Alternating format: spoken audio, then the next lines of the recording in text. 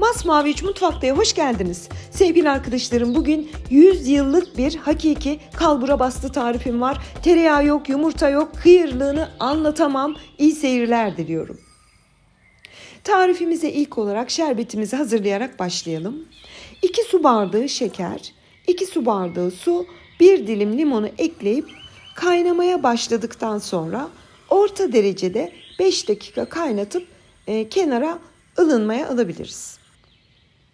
Şerbetimiz hazır. Hamurumuz için gerekli malzemeler.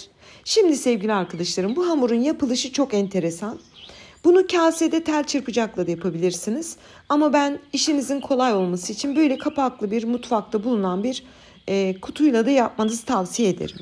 Şimdi bu mutfaktaki kapaklı kutumuzun içerisine yarım su bardağı süt, 1 su bardağı sıvı yağ, yarım paket kabartma tozu ve bir fiske tuz ekleyelim. Yani çok enteresan da bir yapımı var. Bu tarif 100 yılı da aşkındır, belki Osmanlı'dan gelmedir. Aslında bizim ana tatlılarımızın hepsi aynı malzemedir.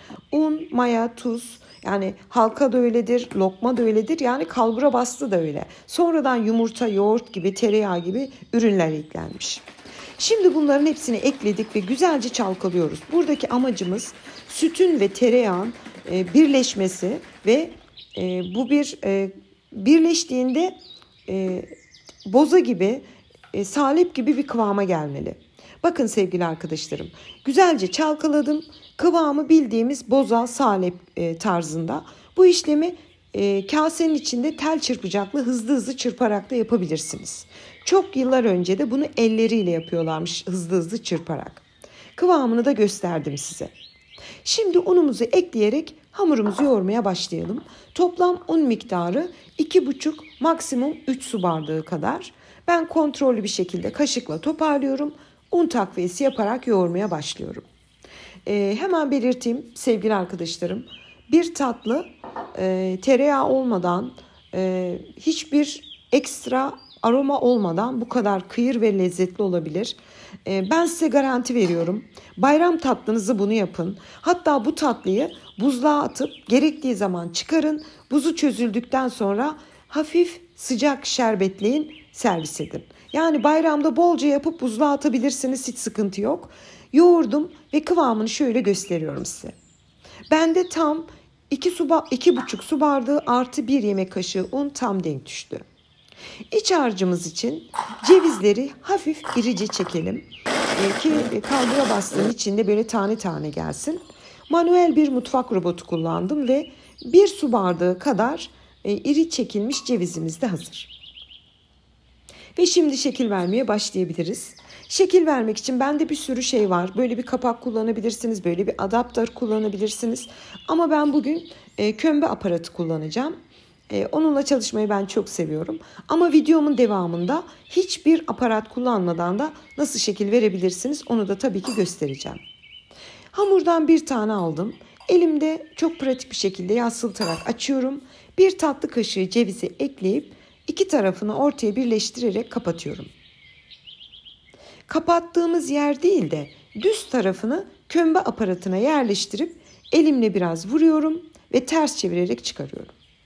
Ben bu kömbe aparatlarına bayılıyorum sevgili arkadaşlarım. Bizim geleneksel ürünlerimizi çok seviyorum.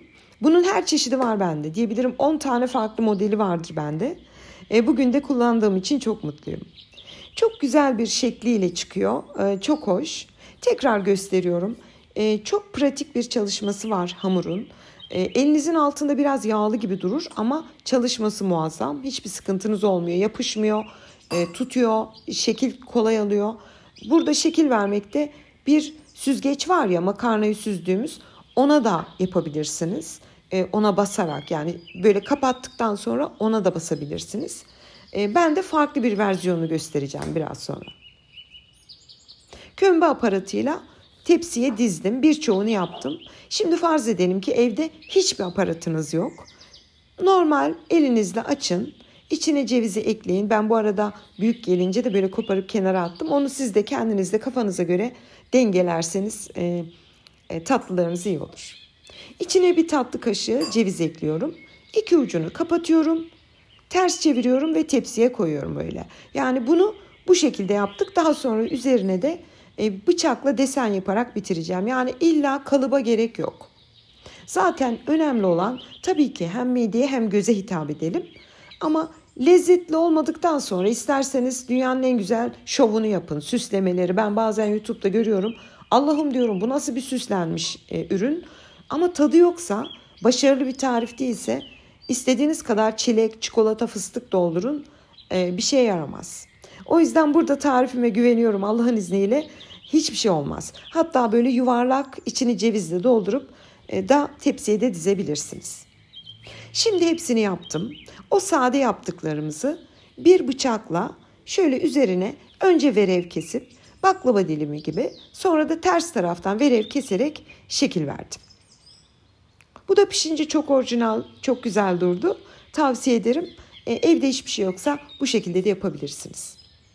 Tatlılarımızın hepsi bitti. Fırına gitmek için hazır. Önceden ısınmış alt üst ayar 180 derece fırında 35-40 dakika iyice kızarıncaya kadar pişirelim. Ve ben yaklaşık bir 35 dakika pişirdim. 35 dakikanın sonunda hiç ne bir çatladı, ne bir dağıldı, ne bir yayıldı, ne şekli bozuldu. Muazzam bir şekilde fırından çıktı. Şöyle elinize alabileceğiniz kadar soğumuş ise, yani 5 dakika sonra ılınmış şerbeti güzelce üzerine döküyoruz. Ben izlerken tatlının tadını da bildiğim için size nasıl ikna etsem, nasıl söylesem de siz ikna olsanız diyorum. Hatta sevgili arkadaşlarım, bayramdan önce yapın, test edin, notunu kendiniz verin. Daha sonra da bayram tatlınız olsun. Şu anda tatlının şerbetini döktüm. 1 saat dinlendirdim. Şimdi süslemeye geçeceğim. Süslemeden önce bir tatlı kaşığıyla şerbeti yüzeyine dökün. Daha sonra fıstığı ilave edin ki tutsun. Yani bu işlemi yapmazsanız o fıstık düşer üzerinden. Önce şerbetleyin, sonra her tarafını fıstıklayarak çok güzel görünüyor. Çok tatlı ve çok güzel görünüyorlar. Tatlılarımız sunum için hazır. Şöyle sizlere farklı açılardan yine çok severek göstermek istiyorum. Çok eski, çok geleneksel bir tarif. Ham ve orijinal hali. Çok mutluyum bugün bu tarifi sunduğum için sevgili arkadaşlarım. Lütfen deneyince bana yorum olarak bildirin. Bazı tarifleri çok önemsiyorum. Eski tariflerimiz istiyorum ki devam etsin. Bu da onlardan birisi. Kıyırlığını dinleyiniz. Henüz 1 saat oldu şerbetini dökeli. Çekti.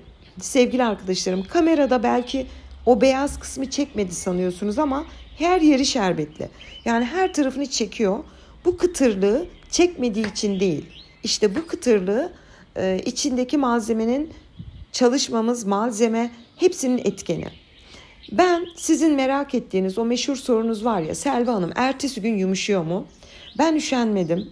Ertesi gün de mutfağın başka bir bölümünde çekim yaptım. Şimdi sevgili arkadaşlarım, bu ertesi günkü çekim, yani 1 gün bekledi bu tatlı. Ve hala anlatamam size, hala kıyır kıyır. Hatta bugün 4. gün hala mükemmeldi. Hiç yumuşamadı. Bu 2. gün çektim. Umarım görüyorsunuzdur. Bakın hala beyaz orası ama şerbetli. Şahane bir tatlı. Lütfen deneyince yorum olarak bildirin. Umarım aklınızda hiçbir soru kalmamıştır. Şimdiden yapacak tüm arkadaşlarıma afiyet, bal, şifa olsun diyorum. Hepinize hayırlı iftarlar, hayırlı Ramazanlar. Yeni tariflerimde görüşmek ümidiyle. Hoşça kalın.